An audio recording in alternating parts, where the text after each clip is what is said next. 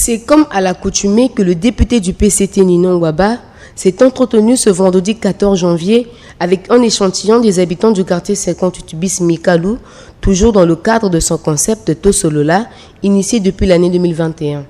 Cet échange de citoyens, le tout premier de l'année 2022, a été l'occasion pour cet élu du peuple d'être en contact avec sa base ainsi qu'être à l'écoute de leurs différentes doléances. Vous l'avez dit tout à l'heure qu'il y a des questions qui m'ont été posées, mais il faudrait signifier que cet échange avait pour but, en fait, je l'ai initié pour échanger avec mes mandants vivant en fait dans le quartier 58 bis Mikalou.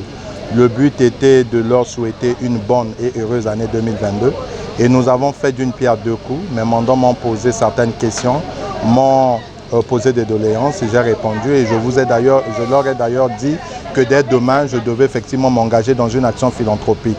Nous avons échangé comme nous avons l'habitude de le faire. Il y a des engagements qui ont été pris. Et pour les restes des questions, pour les restes des problèmes, j'ai dit que je devais les porter plus haut, c'est-à-dire qu'à l'Assemblée nationale, pour qu'effectivement les solutions idoines soient trouvées à leurs préoccupations. Au cours de cette retrouvaille, Ninon Waba a épinglé le pineux problème du banditisme des jeunes qui devient un casse-tête pour les pouvoirs publics.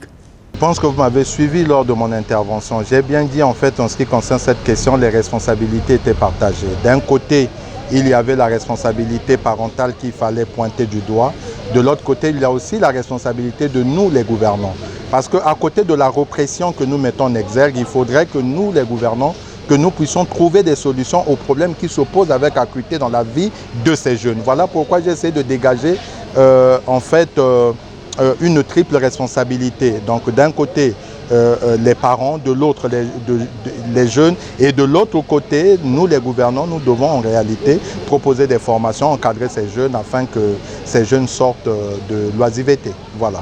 Les habitants de ce quartier ont de leur côté apprécié ce fructueux échange marqué par la distribution des vivres à leur endroit. Je remercie premièrement l'honorable de penser à nous, le quartier Mikalou, le quartier 58. Vraiment que Dieu lui bénisse et qu'il lui donne vraiment, qu'il nous ouvre les nouvelles horizons parce qu'il a pensé à nous. Tosolola, cette initiative qui se pérennise, traduit l'engagement du député Ninon Waba à être plus proche de ses mandants.